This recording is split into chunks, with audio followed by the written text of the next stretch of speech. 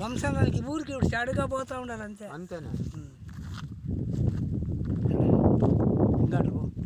వీటి నుంచి ఇది ఇక్కడ ఎటు వరకు ఇదే బదు, ఇదేం బదు, ఇది చూడే ఆ చెట్లు వరకు తీసుకో. చెట్లు మనమే.